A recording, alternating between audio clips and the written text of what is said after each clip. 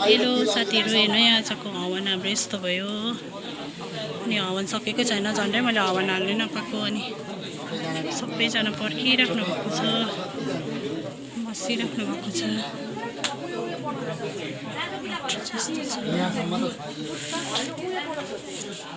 अनि यहाँभित्र चाहिँ पूजाहरू गर्नु हुँदैछ।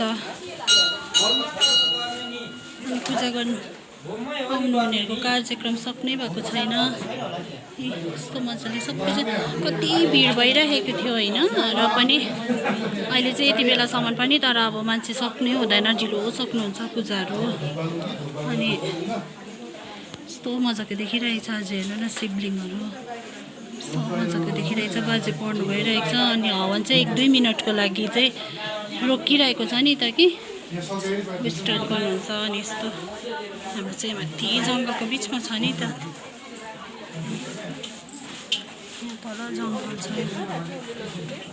यस्तो लाइटहरू लगाएर रमाइलो भइरहेको छ। तर यहाँनिर चाहिँ पहिला पुरानो मन्दिर भएर चाहिँ क्या सबैजना आउनुहुन्छ नि त, कि राम्रोसँगले मैले भिडियो कभर गर्नै सकिनँ नि, झ्याउ लागेर। हेर्नु न, सबैजनाले दर्शन गर्नु होला है। मेरो गाउँको शिव भगवानको आज शिवरात्रिको उपलक्ष्यमा सानो भिडियो क्लिप गरेर हालिरहेको छु। बेसी मिनटको चाहिँ हुँदैन।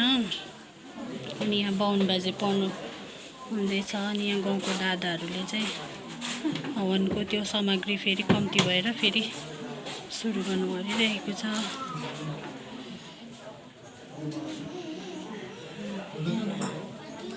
कस्तो मजाको देखिरहेछ नि। फेरि यसरी भिडियोहरू गर्नु अप्ठ्यारो लाग्छ नि त, अरूहरूलाई के सोच्छ होला नि त भनेर कि। अनि त्यही भएर हेरिदिनु होला। आजको चाहिँ अब यति नै क्लिप गर्नु पाएँ।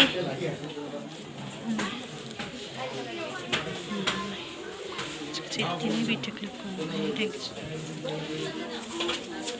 हवन हेरेर सबैजनाले भगवान्लाई प्रे गर्नु होला। सबैजनाले चित्तको कुराहरू पुगोस्, यसरी नै सोचेको कुराहरू पुगोस् है।